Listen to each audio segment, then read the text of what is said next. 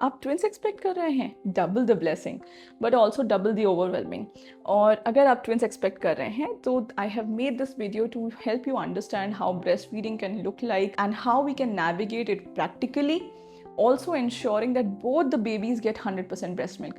तो सबसे बड़ा मिथ जो हम ट्विंस के केस में ये सुनते हैं कि यार 2 बच्चे हैं ना तो दूध पूरा कैसे पड़ेगा। पूरे मैमल्स की प्रजातियों में इंसान ही एक ऐसा स्पीशी है जिसने ये डाउट किया है कि उसका दूध कम पड़ेगा।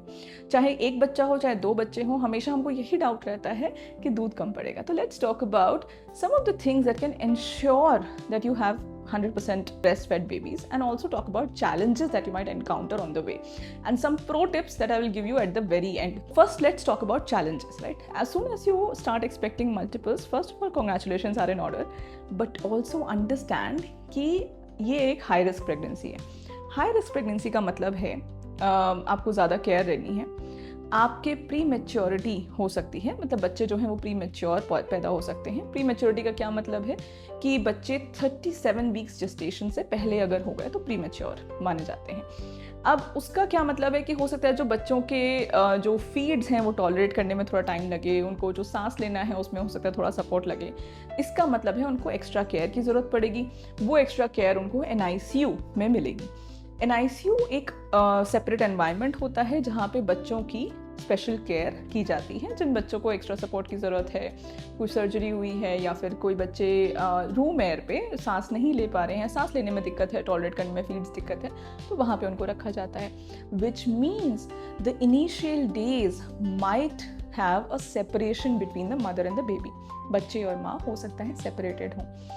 ये एक बड़ा चैलेंज है ब्रेस्ट फीडिंग के साथ, क्योंकि ब्रेस्ट फीडिंग में early initiation of breast feeding is very necessary. अगर माँ और बच्चा सेपरेटेड हैं तो क्या कर सकते हैं, हम एक्सप्रेशन स्टार्ट कर सकते हैं। तो you can start early expressions of colostrum. अगर 2-2 बूंद भी कोलोस्ट्रम आ रहा है तो हम माउथ पेंटिंग बच्चों की स्टार्ट कर देते हैं। प्री मैच्योर बेबीज़ के लिए कोलोस्ट्रम एक सिर्फ माँ का दूध नहीं है, ये एक दवाई की तरह है। तो ये ज़रूरी समझना हमारे लिए बहुत ज़रूरी है कि माँ का दूध बच्चों तक पहुँचना बहुत ज़रूरी है, चाहे वो 1 बूंद हो चाहे 2 बूंद हो। खासकर प्राइमरी मदर्स में हम देखते हैं कि जो पहले 2 या 3 दिन हैं उसमें बहुत ज़्यादा दूध हम एक्सप्रेस करके नहीं निकाल पाते हैं, बट अगर हम कंसिस्टेंटली उसको एवरी 2 to 3 आवरली करते रहेंगे तो by day 3 you will have a very good milk supply. और क्योंकि प्री मैच्योर बेबीज़ में मदर को कई बार स्ट्रेस भी ज़्यादा होता है, तो ऑक्सीटोसिन रिफ्लेक्स जो है, ऑक्सीटोसिन जो है वो ट्रिगर होने में थोड़ा टाइम लगता है। तो आप निराश ना हो, ट्विंस हुए हैं, अगर प्री मैच्योर भी हैं, अगर NICU में भी हैं, by day 3 you will see exceptional milk supply, right. Provided you have started stimulation early on, expression early on and you are doing it every 2 to 3 hourly. अब बात करते हैं सेकंड चैलेंज की। तो क्योंकि कई बार बच्चे जो हैं अगर NICU में होते हैं या बच्चे एनीवे ट्विंस के केस में ऐसा है कि यार हम लोग हमेशा सोचते हैं कि एक बच्चे को तो फॉर्मूला देना ही पड़ेगा, या अभी इसने दूध पीना शुरू कर दिया, अब ये भी मांग रहा है तो हमें फॉर्मूला देना पड़ जाएगा। बॉटल इंट्रोडक्शन बहुत जल्दी हो जाती है, क्योंकि एक बच्चे को आप पिला रहे हो, दूसरे बच्चे को आप पिलाने के लिए आप जैसे ही उठोगे वैसे ही दूसरा बच्चा उठ जाएगा। Primarily because of exhaustion. Weight gain हमें इंश्योर करना होता है, क्योंकि पीडियाट्रिशियंस हमेशा हमको बोलते हैं कि जब भी बच्चे प्री मैच्योर हैं तो weight gain is a very very big focus, right. तो जब तक कि बच्चे 36 वीक्स जेस्टेशन 2 to 3 kgs जो भी एक टाइमलाइन आपके, जो भी एक वेट का लिमिट आपके पीडियाट्रिशियन सेट करेंगे, तब तक नहीं हो जाते, तब तक आपको कटोरी स्पून फीड्स देनी है, या आपको इंश्योर करना है कि बच्चे हर 2-2 घंटे में फीड कर रहे हैं, या आपको इंश्योर करना है कि इतने ml पर डे बच्चे ले रहे हैं। तो ये सब पैरामीटर्स को ध्यान में रखते हुए पेरेंट्स के दिमाग में रहता है कि भाई बच्चे कुछ तो खाएं। सो फॉर्मूला इंट्रोडक्शन बहुत जल्दी होने लगता है। तो एक ये बहुत बड़ा चैलेंज आ जाता है ब्रेस्ट फीडिंग और ब्रेस्ट मिल्क सप्लाई, हमको जो डेफिसिट है वो शुरुआत से ही दिखने लगता है। तो इसका बहुत बढ़िया जो तोड़ है वो यही है कि आप एक्सप्रेशन स्टार्ट कर दें, और जब बच्चे पीना भी शुरू कर दें, अगर बच्चे कटोरी स्पून फीड में है तो आपको हर 2-2 घंटे में एक्सप्रेस करना ही करना है। अगर एक बच्चा पी रहा है, एक बच्चा कटोरी स्पून फीड पे है, एक बच्चा लैच कर रहा है अच्छे से, एक बच्चा नहीं कर रहा है, एक बच्चा सीख रहा है अभी, उस बच्चे के दूध का कॉम्पनसेशन करने के लिए आप उसके लिए उतने एक्सप्रेशंस करने लग जाए। तो anywhere between 4 to 6 expressions will actually help you ensure कि आप दोनों बच्चों को एक्सप्रेस मिल्क पे रख पाएंगे। जब तक दूसरा बच्चा सीख रहा है पीना, तब तक पहले बच्चा तो पी ही रहा है, तो उसके हिसाब से तो अपना डिमांड सप्लाई का मैकेनिज्म सेट हो ही गया है। बट जो दूसरा बच्चा जो अभी बेचारा थोड़ा सा सीख रहा है, उसके लिए हम एक्सप्रेशंस यूज़ कर लेंगे। तो express using a good hospital grade pump.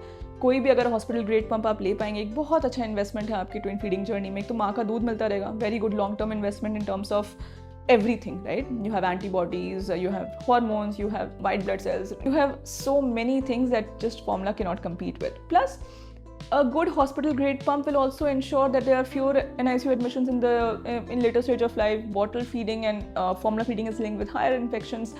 Immunity develop बच्चों की कम होती है, तो ये सारी चीज़ें जो हैं आपकी कम हो जाएंगी। Now let's talk about twin feeding. Twin feeding positions कौन कौन सी होती हैं? तो सबसे बढ़िया ट्विन फीडिंग पोजीशन है फुटबॉल होल्ड। एक फीडिंग पिलो या कोई भी 2 या 3 पिलोज आप अपने आगे लगा सकते हैं। तो एक पिलो आपके हाथों को सपोर्ट करेगा, एक पिलो बच्चों को सपोर्ट करेगा और एक पिलो आपके दूसरे हाथ को सपोर्ट करेगा। और you can take a good breast feeding pillow also. Get one baby to your breast in this position. Support the neck of the baby with the C hold of your hand. Give one baby one breast, right? Now get the other baby to yourself. Of course these are dummies, तो मेरे लिए उठाना बहुत आसान है। आपके बच्चे बहुत फ्रेजाइल होंगे, बहुत छोटे से होंगे, नेक भी कंट्रोल्ड नहीं होगी, तो आपको सपोर्ट लगेगा। आपको एक मिनिमम 2 more hands आपको लगेंगे, राइट? तो कोई भी आपके जो अनदर केयर गिवर है वो आपको दूसरा बच्चा तब तक लिखाएंगे। आप इस बच्चे को जब आपने सेटल कर लिया, लैच करा लिया, आप दूसरे बच्चे को लैच कराना शुरू कर सकते हैं। अगर इस बच्चे ने पी लिया, दोनों बच्चों ने अच्छे से ब्रेस्ट एम्प्टी कर दिया, तो आपको एक्सप्रेशंस की ज़रूरत नहीं है। मान लीजिए आपको लगता है कि इस बच्चे ने अभी सीखना है, तो आप उसके बदले में एक्सप्रेशन स्टार्ट कर सकते हैं। ट्विंस के प्रीमेच्योरिटी के केस में निपल शील्ड्स भी काम आते हैं। निपल शील्ड्स इंट्रोड्यूस तभी करें जब बहुत ज़्यादा ज़रूरी हो, नहीं तो उनको वीन ऑफ कराना भी थोड़ा डिफिकल्ट होता है। अगर बच्चे दोनों फुटबॉल होल्ड में पीना शुरू कर देते हैं तो निपल शील्ड की कोई भी ज़रूरत नहीं पड़ेगी। Another good twin feeding position is this. So you can have both the babies onto a feeding pillow. You can attach them both on the breast. One more important feeding position is the koala hold, or a little laid back. So this gives the rest to the mother also. So you can get both the babies like this. Of course these babies are dummies, तो बहुत stability है। आपका जो support है वो आपको बिल्कुल लगाना ही नहीं पड़ना है, बट आपके बेबीज़ के केस में आपको लगाना पड़ेगा। जब भी हम ट्विंस एक्सपेक्ट करते हैं, कई बार सी सेक्शंस होते हैं। सी सेक्शन के केस में आपके साइड लाइन फीड पोजिशंस बहुत काम आते हैं।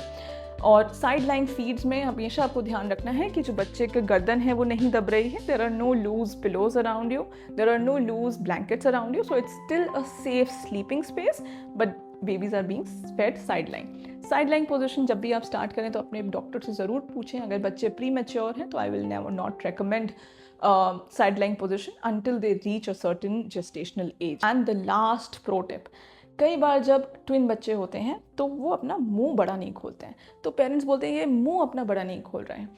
उसके लिए एक बहुत ही बढ़िया रिफ्लेक्स आपको मैं बताऊंगी, और ये सुपर टिप है। उनके हाथों को आप जेंटली स्ट्रोक करिए। जेंटली जब आप स्ट्रोक करेंगे तो बच्चे जो हैं अपना मुंह बड़ा खोलेंगे और फिर आप उनको अपना ब्रेस्ट दे सकते हैं। ब्रेस्ट फीडिंग पोजीशन में ब्रेस्ट में निपल के साथ साथ एरियोला जाना चाहिए। बच्चों की सकिंग एंड सोलोइंग हमको दिखनी चाहिए या सुनाई देनी चाहिए। अगर बच्चे सिर्फ सकिंग कर रहे हैं ब्रेस्ट पे तो वो इफ़ेक्टिवली ड्रेन नहीं कर रहे हैं ब्रेस्ट। प्री मैच्योर बच्चों को थोड़ा लर्निंग कर्व लगता है in terms of feeding effectively at the breast. और फिर भी एक बच्चा जल्दी सीखता है, एक बच्चा धीरे से सीखता है, एक बच्चा ज़्यादा जगता है, एक बच्चा ज़्यादा सोता है। Twins have a very very varied profile of habits and once again congratulations, but I know it can be very overwhelming in the beginning. Outsource all the non-value add activities in your life to somebody else. So if you can afford help, then external help. आप इनको contact napping कराएं ताकि ये सोएं ज़्यादा से ज़्यादा देर। गोदी की आदत किसी को भी नहीं लगेगी।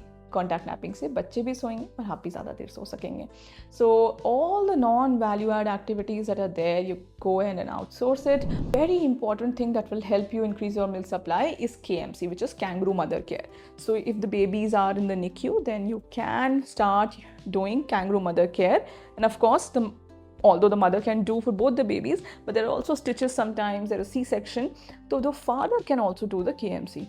So the father can wear an open shirt and they can go ahead and do the KMC. Very, very useful in terms of neural development, very useful in terms of establishing supply for the mother, very useful in recovery of the babies, making them calmer, stress hormone को कम रखता है, उनकी growth में help करता है. Hope this video was helpful. Please like, share and subscribe. If you are a twin parent and if you liked this video, please drop in your comments with all the questions that you have, experience that you have. Let's build this community on breastfeeding together, because formula feeding has started becoming a little normal on social media. Let's bring back breastfeeding.